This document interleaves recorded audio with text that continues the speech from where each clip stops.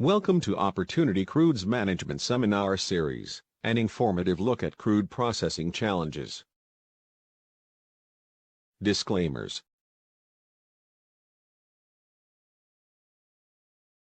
The purpose of the OCMS series is to provide refiners with the latest information in processing opportunity or price-advantaged crudes, such as heavy sour oil, oil sand bitumen, light tight oil, and highly acidic crudes so that they can make better decisions in light of a volatile oil market.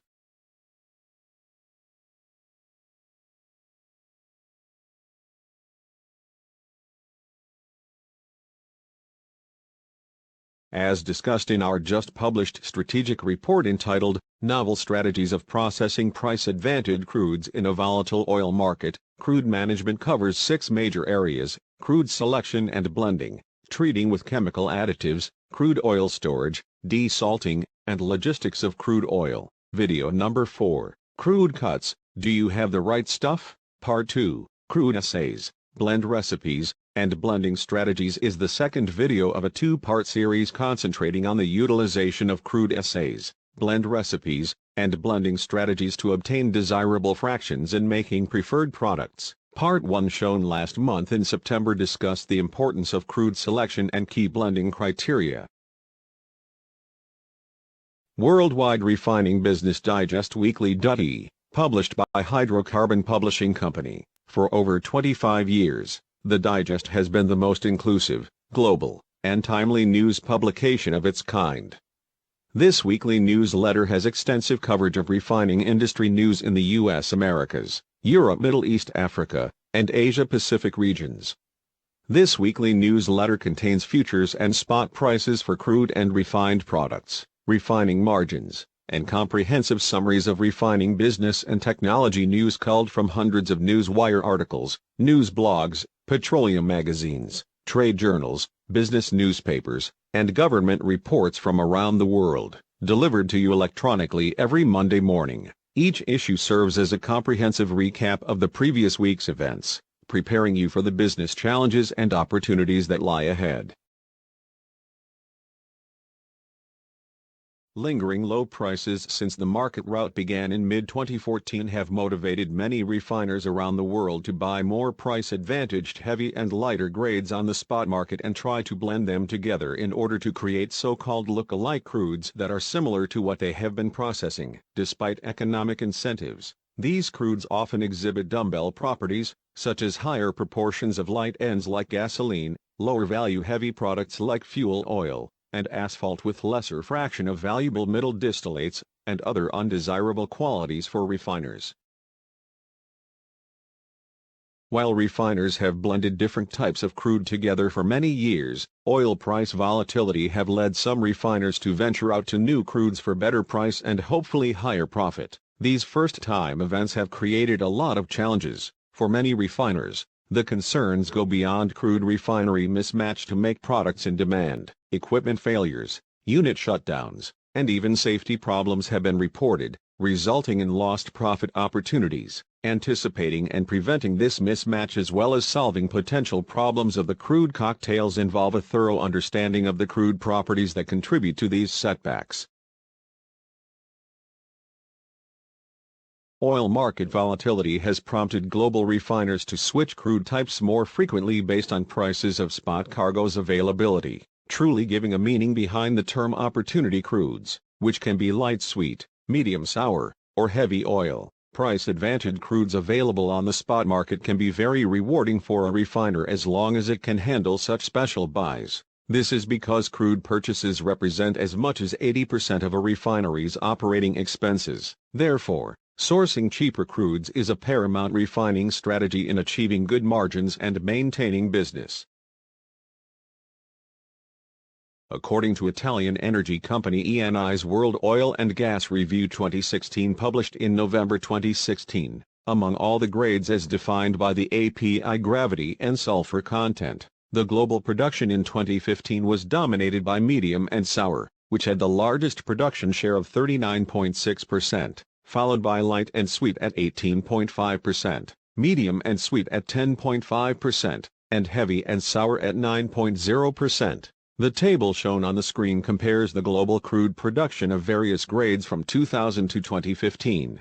The production share pattern is the same as what was reported in ENI's 2005 report. In terms of production growth, the highest rate was seen with ultralight or condensate at 131%, followed by heavy and sweet at 66%, light and medium sour at 44%, medium and medium sour at 39%, heavy and sour at 34%, heavy and medium sour at 30%, and medium and sour at 15%.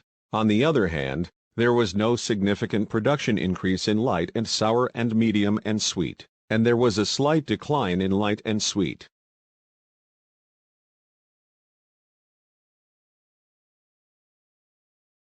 Global oil trade flows and processing have undergone a considerable change since crude prices collapsed in mid-2014. Major global factors include the U.S. lifting export ban in December 2015, the return of Iranian oil after embargo in January 2016, OPEC and some non-OPEC producers' decisions to reduce oil output by 1.8 million barrels per day since January 2017, political and supply security decisions by Eastern Europe to veer away from Russian crude. Also, an insatiable demand for oil to fuel global economy and a shift in fuel consumption have also been driving factors. The following news showed that refiners around the world are looking for crudes from afar to save money. In many situations, refiners are willing to try something new that has created a lot of challenges and uncertainties in blending and subsequent processing.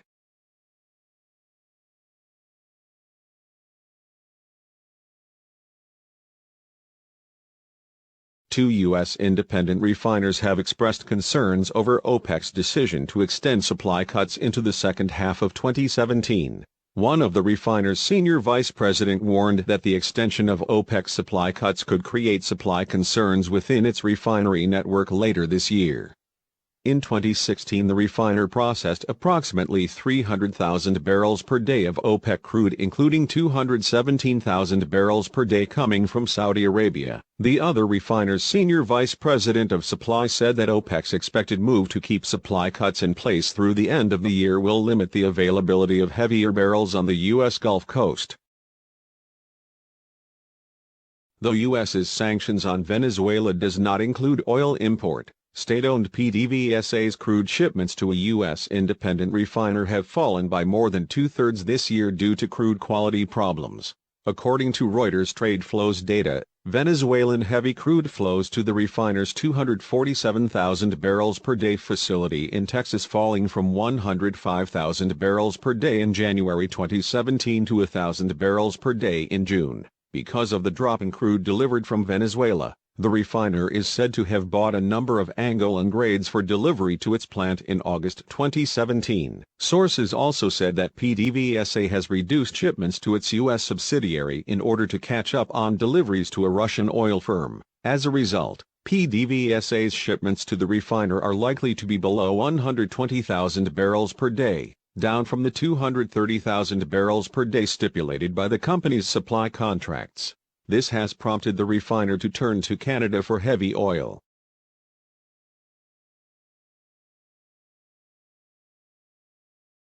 With OPEC cuts and declining production from Alaska and California, U.S. West Coast refiners are looking for new sources of crudes. Latin American crudes are the logistical choice. In comparison of total imports to the West Coast, Saudi crude represents about 27% share, while Latin American crudes have about 32% share.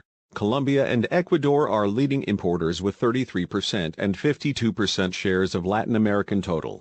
Quality-wise, Colombia's medium sour South Blend and Vasconia and Ecuador's medium sour Orient can substitute Alaskan North Slope. Colombia's heavy sour Costilla Blend and Magdalena and Ecuador's Napo could substitute California's San Joaquin Valley Heavy. Colombia and Ecuador have exported dominantly to 8 refineries in the first quarter of 2017. Mexico's national oil company Pemex resumed sales of heavy Maya crude to U.S. West Coast refiners for the first time since 2008. It is estimated that 30,000 barrels per day of Maya and 50,000 barrels per day of lightweight Isthmus will be shipped to the U.S. West Coast in 2017. The primary reason for the shift is that the crude fetched about $1.45 more per barrel than it would have if sold in Europe. Pemex would look to move from spot sales toward more long-term contracts on the West Coast in the future. Meanwhile, Brazil is eyeing U.S. West Coast for potential sale of its subsalt grades, which have already found buyers in Taiwan and Indonesia.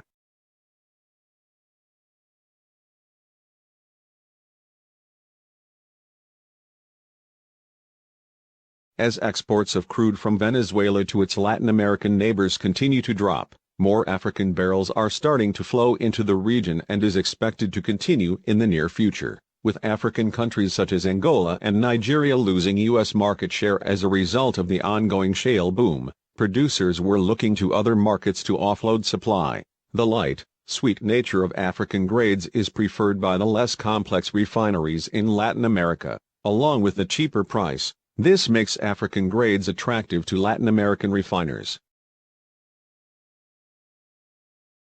In August 2017, Mexican-owned state oil company Pemex was in talks with oil producers in the Atlantic Basin to swap a portion of its heavy Maya production in exchange for a lighter, sweeter crude that would be a better match for its refineries. Pemex domestic refineries ran at only about 57% of capacity in the first half of 2017, partially due to the unsuitability of heavy domestic crude. More diverse crude slate would allow the plants to increase output of distillates to 60 to 70%, up from 50% at present. By the end of 2017, Pemex expects to be processing about 1.0 to 1.1 million barrels per day.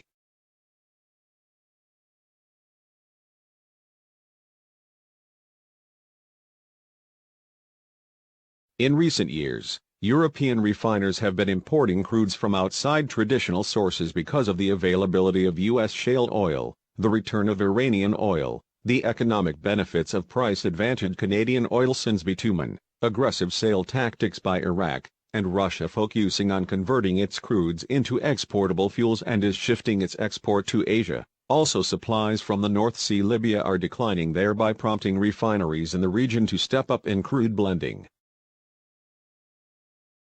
After lifting the export ban, the U.S. has been sending approximately 73 million barrels or 135,000 barrels per day light tight oil, West Texas Intermediate, and domestic sweet to Western Europe from January 2016 to June 2017. The leading destination was the Netherlands. A UK refinery has diversified from North Sea crudes and instead purchased crude from North and West African countries. The refinery also booked 2 cargoes of Eagle Ford and expressed interest in processing more U.S. crude as long as the Brent WTI spread was above $3 per barrel. Poland's second-largest refiner said on September 4, 2017 that it had received a cargo of Hibernia crude from Canada and was in talks with American partners to obtain a mixture of oil types that would best suit the needs of the refinery. At present, the company sources about 75% of its crude from Russia. Hibernia is light and sweeter than the Urals crude that the company imports from Russia. In July 2017, the company was looking at U.S. crude and signing a long-term contract. The refinery processes mostly Russian crude but has indicated that it is interested in diversifying its supplies.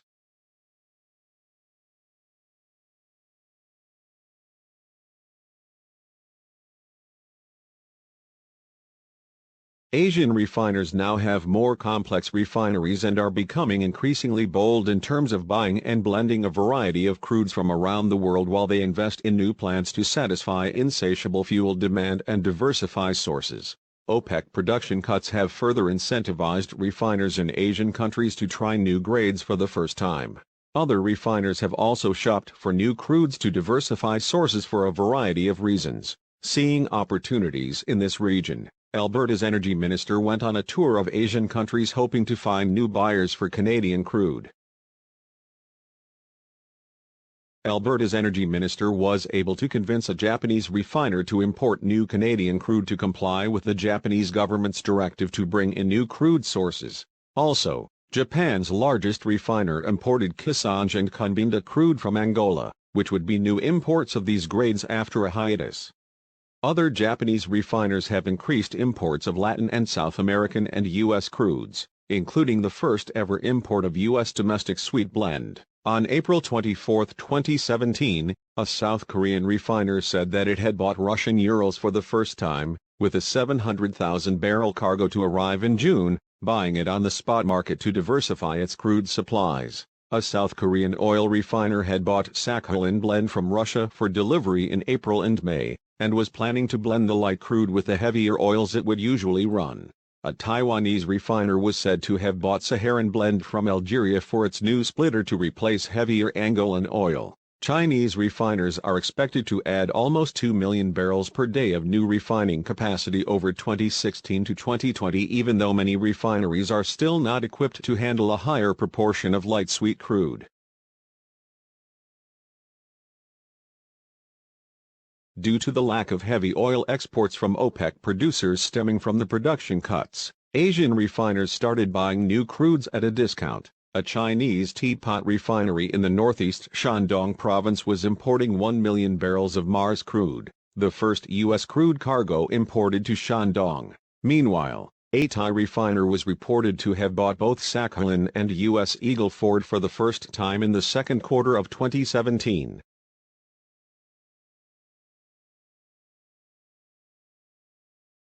Oil tanking Mogs Saldinha Limited, a joint venture between oil tanking and Mogs, announced in February 2017 that it will build a new crude storage and blending facility in Saldinha Bay, South Africa.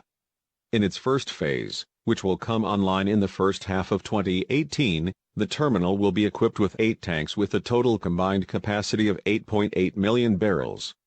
Another 4 tanks will be added later, taking capacity to 13.2 million barrels. The goal is to blend heavy crude grades from Latin America with lighter grades from West Africa and the U.S. to create so-called dumbbell blends that will be exported to Asia for upgrading to produce cleaner fuels at lower costs. The facility will be connected to an existing jetty capable of handling very large crude carriers. A U.S. terminal operator, Jefferson Energy Companies, announced in 2015 plans to open a heated 100,000-barrel tank at its crude-by-rail terminal in Beaumont, Texas that will blend undiluted heavy Canadian crude with super-light condensate or tight oil to look-alike blends or the individual specification of a refinery in order to help that refinery maximize yields or maximize a specific product, such as diesel or gasoline. Another U.S. terminal operator, Hazelwood, announced in 2015 plans to spend $400 million to construct a world-class blending terminal in St. Landry Parish,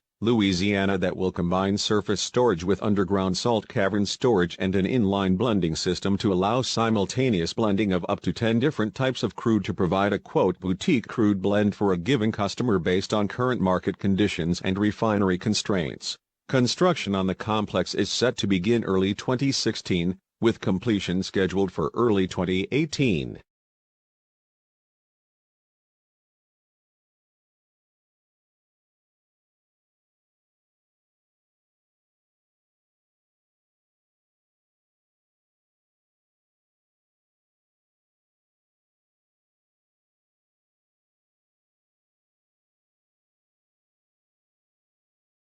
According to Argus Media as of December 2016, sources say that foreign buyers of U.S. crude have shown a marked preference for West Texas Intermediate or WTI that is not blended with other grades, especially domestic sweet from Cushing, a grade that could price the NYMEX light sweet contract but is a blend made of a mix of very light shale oil and heavier Canadian crudes, making it both less desirable and less consistent. According to one source, if consistency of quality remains an issue, it may make sense for light Louisiana sweet or LLS to serve as a benchmark for U.S. crude export. This crude is unique in which it must also meet quality specs before loading into a pipeline as well as undergo stricter specs, which also include metals content, microcarbon residue, etc.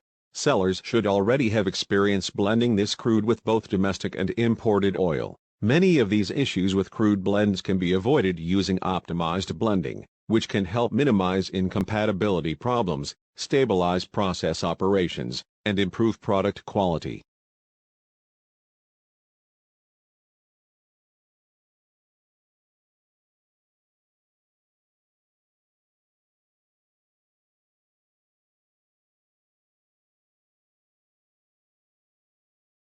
Here is our sponsor's experience.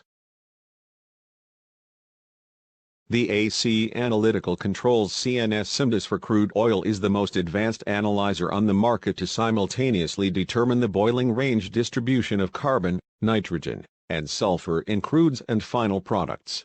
In current volatile markets with diversifying qualities of crude sources and qualities, proper decision-making is critical to optimize profit margins and protect installation and processes. Early crude assessment data is pivotal in this decision-making, but can be tedious, costly and time-consuming. Methods such as combustion, UV fluorescence and X-ray are widely used techniques for quantification of sulfur and nitrogen in crude. However, none of these techniques provide boiling point-specific distributions for the heteroatoms. This creates the need to assay the crude first, and run multiple samples through the lab for measuring these key value differentiators. A few years ago, a new technique was developed in PAC to address this challenge. We named it CNS SIMDIS. Adding sulfur and nitrogen-specific detectors to a high-temperature simulated distillation analyzer leads to a 3-channel HT SIMDIS that provides complete hydrocarbon, sulfur and nitrogen boiling point distribution data in less than 30 minutes, without any need for extensive sample preparation. The results obtained by this method are thoroughly validated over recent years and are now used in various refinery labs. Recently, the first sulfur SIMDIS method has been approved in ASTM.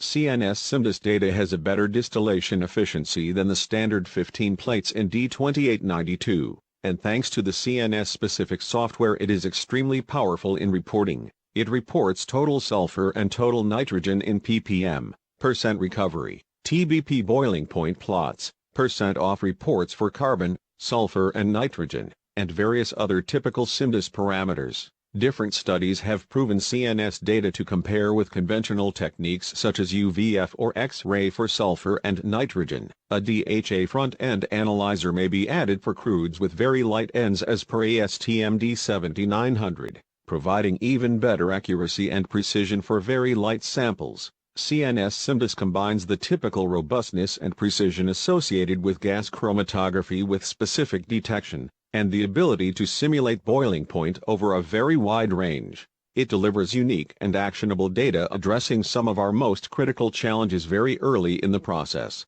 and therefore is an essential tool in the refining process and refining R&D labs. Making quality-based decisions on the selection and blending of crudes can be difficult for refiners in today's volatile price environment, because only a limited number of properties of crudes may be measured in the field, such as the basic API and sulfur content typically provided. This may not be enough information for unconventional crudes that may produce a very different yield despite a similar API and sulfur level. These differences can cause different yield profiles, decreased equipment performance, and off-spec products. The quality of crudes coming into refineries is continually changing for a number of reasons. In a given oil field, wells mature and crudes from different wells are blended. Changes and variation in the API of 40s from the UK, Eagle Ford from the US, and Canadian diluted bitumen blends can occur for a variety of reasons. In addition, there is uncertainty in quality for Canadian heavy crudes when arriving to the refinery due to the natures of the recovery, upgrading, and transport processes that get them there. In order to avoid these problems, one option for the refiner is to run complete assays on every batch of crude. In addition to the software for managing crude assays, commercial software programs are available for identifying suitable crude blends. Several programs develop blend recipes using assays for the individual crudes by using assays already in the program's database or entered by the user to meet the final blend properties specified by the user. In particular, some programs also allow the refiner to explore the possibilities for creating so-called look-alike blends of newer crudes that are suitable replacements for traditional crudes. Here are some of the commercial offerings. Additional information on these companies' programs can be found in our just-published strategic report entitled Novel Strategies of Processing Price-Advantaged Crudes in a Volatile Oil Market. Here is our sponsor's experience. The MOD 4100 crude oil analyzer from Odkin is configured in accordance with customers' request to provide online data about the density, the salt content, the viscosity, the water content and the content of hydrogen sulfide. Today refineries must be flexible to give immediate responses to changing markets of crude oil prices and suppliers, and the shifting global demand from gasoline towards middle distillates. To be competitive, refineries must maximize their refining margin by maximizing the utilization of low-cost opportunity crudes in the CDU feedstock. Prices of crude oils are determined by their quality, as can be seen in the upper table. Increasing the API increases the price, others lower the price. Online process analyzers come to guarantee that the crude blend answers to its specification.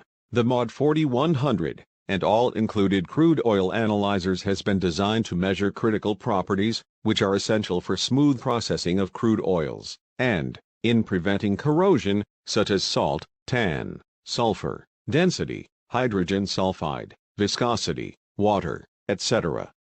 Instantaneous analyses of the blend when it is formed allows online and at real time to fine-tune the ratio of different crude oils in a blend, and ongoing maintaining its required quality, with maximizing the utilization of opportunity crudes to increase the refining margin.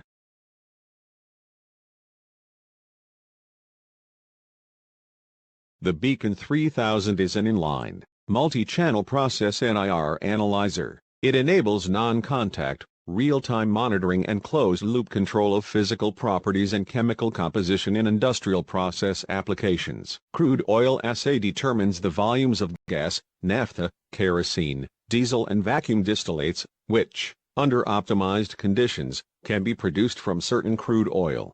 Each crude oil has its own characteristic assay. Refineries must choose the distillation parameters as such that distillates are produced close to the expectations from the assay. This requires stringent control of the quality parameters of the distillates, being indispensable for online adjustment of process parameters. Remote Sensing Beacon 3000 NIR process analyzers measures remotely multiple quality parameters of the distillates, from a distance of up to 3,000 meters or 2 miles away from the analyzer, utilizing standard communication optical fibers. The analyzer is placed in any safe area, while only its extremely safe measuring probes are installed in the X-zone. Real-time analytical data allows adjusting the process conditions according to the quality of the distillates, to produce maximum quantities of in-spec most valuable distillates, and which is especially important after crude switching. Utilizing assay data in combination with real-time process adjustment increases the revenue and refining margin.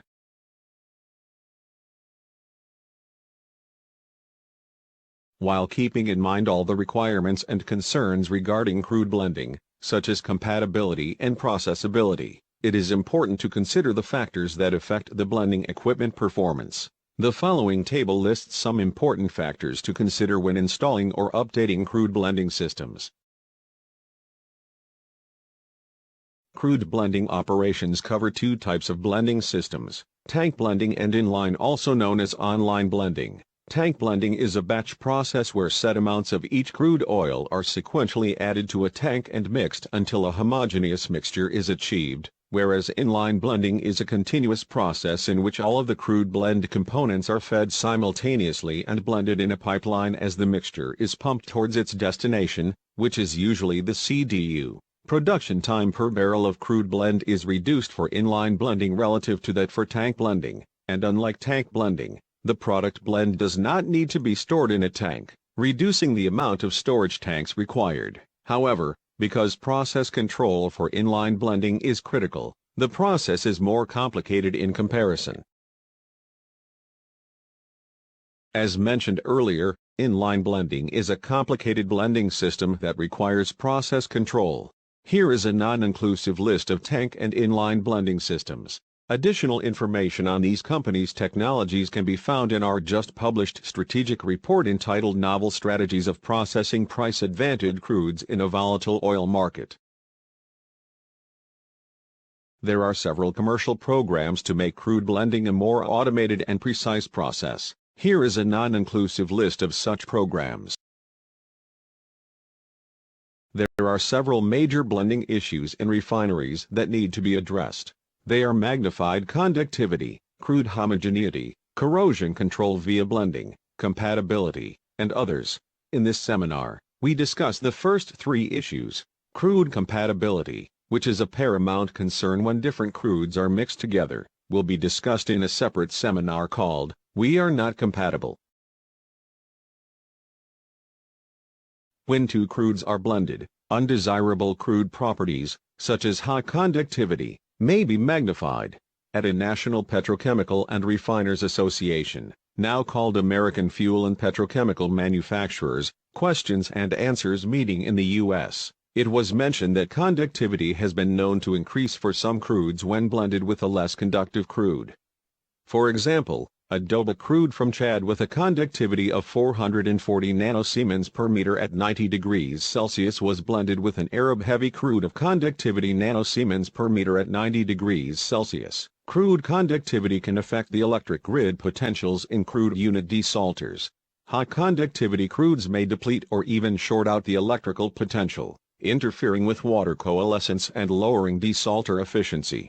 Downstream of the desalter, the probability of fouling and corrosion increases as desalter efficiency decreases. Oil carryover and water carryover may also result. High calcium naphthenate crudes, such as Chad's Doba, are particularly likely to have high conductivities. Consistent, quality crude blends are important for avoiding process upsets, fully utilizing equipment, and allowing refiners to operate closer to maximum and minimum targets, thereby reducing quality giveaway. Reliable sampling of crude blends is important for ensuring consistency and quality. Using an inline blending system for blending crude oils reduces refinery tank requirements and produces homogeneous streams that are relatively easily sampled. An advantage of inline blending is that the blend can be continuously monitored and adjusted as needed in a process called trim control. Although simple ratio control can be used to blend the streams, trim control can better account for variations in crude feeds by decreasing crude quality giveaway and resulting in considerable savings for the refinery. Although tank blending typically has a lower capital cost than inline blending, it is more difficult to obtain a homogeneous crude blend with tank blending and to get a representative sample of the crude blend. When using tank blending instead of inline blending, the crudes to be mixed should enter the tank at the same time, which would provide better mixing than adding the components sequentially. However, if the crudes must be added one at a time, the one with a lower concentration should be added first. Because of the difficulty in obtaining a representative sample, crude blend recipes often must overcompensate by targeting a crude above specifications to ensure that the blend meets specifications and will not need to be reblended. Additionally, while crude is sitting in tanks, it is advisable to use properly designed mixers in the tanks to keep the crude blends homogenized and prevent water from settling out and getting fed as a slug to the desalter, causing an upset. Mixing also counters layering due to the density differences of the crudes, helping avoid possible problems downstream. Blending high-acid crudes or HACs with lower TAN crude oils can be a somewhat reliable means of controlling naphthenic acid corrosion or NAC. The blending is aimed either to achieve a target TAN value, usually less than 1.5, or to provide sufficient sulfur to inhibit NAC. A Californian refiner has been reported to use a target of TAN at 1.5 in atmospheric column side cuts. Another refiner has blended Californian crudes having TAN values up to 2.5 with lower TAN crudes to achieve a target of 0.5 or less. The latter refiner indicated at a National Petrochemical and Refiners Association Questions and Answers meeting in the U.S. that this procedure had been followed for 5 years in a unit without high alloy that showed no indication of corrosion. While blending to a target TAN value does not require any capital expenditure, it is not an option for refineries with a single source of crude. Blending a HAC with a low TAN crude may reduce NAC in multiple ways. First and most obviously, it lowers the naphthenic acid concentration in the crude feed. Second, if the low TAN crude is lighter, blending reduces the wall shear stress, which also lowers corrosion. Finally, if the low TAN crude has a higher level of sulfur, it can inhibit NAC. The major drawback with crude blending to a target TAN is that there is no certain value that can be considered safe from corrosion. Even a crude blend with low total TAN can yield distillation fractions that have high enough acidity to cause corrosion problems. A solution to this problem is to characterize the acidities of the fractions. There are a number of companies that offer anti-corrosion additives.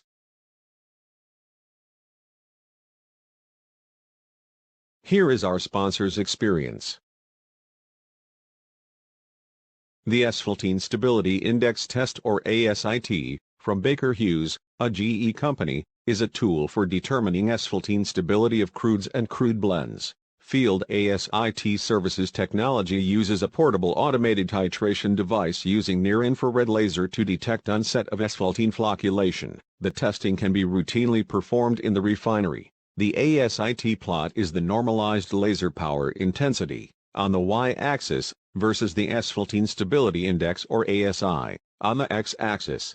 The curve inflection point is the asphaltene flocculation onset and ASI value for the test. In the chart depicted, the black curve represents the base crude for the refinery with a moderately stable ASI value. The blue curve is an opportunity tight oil with no well-defined flock point. Additional information is required to define the ASI value of this type of crude. The red curve is the targeted blend of base crude and opportunity crude, demonstrating a very unstable crude blend that will require problem mitigation. Blend asphaltene stability information can be used to help guide crude selection, blend ratio decisions, and problem mitigation planning to manage risk and maximize refinery profit.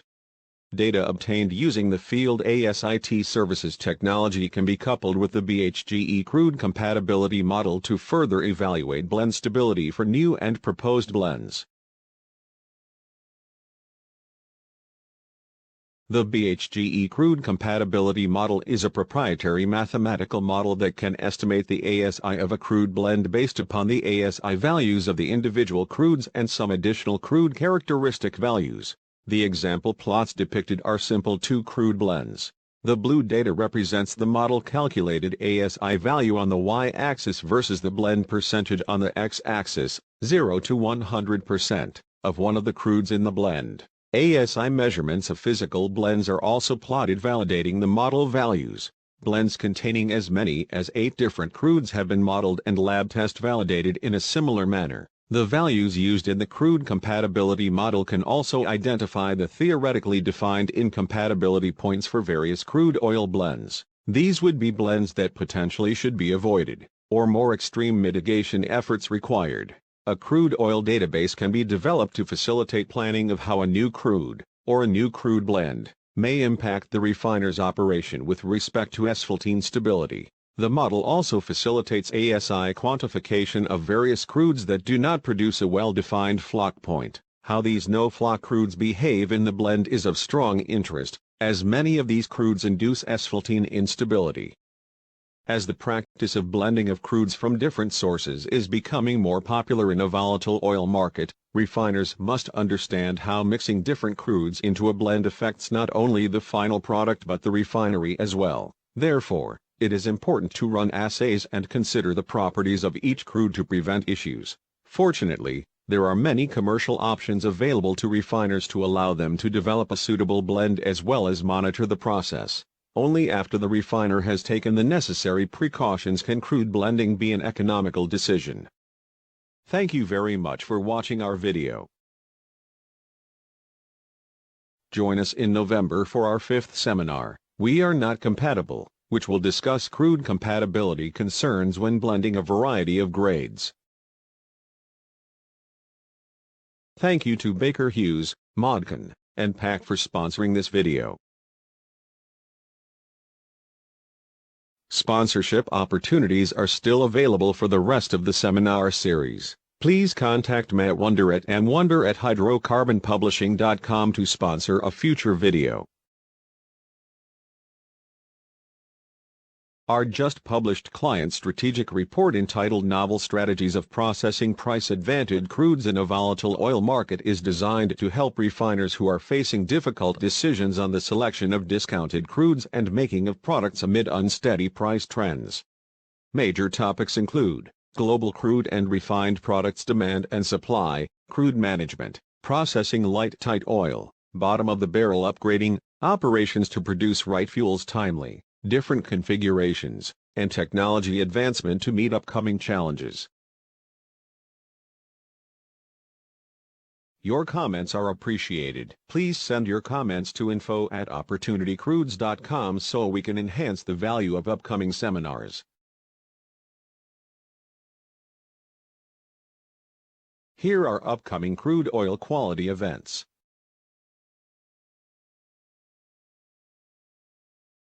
Disclaimers.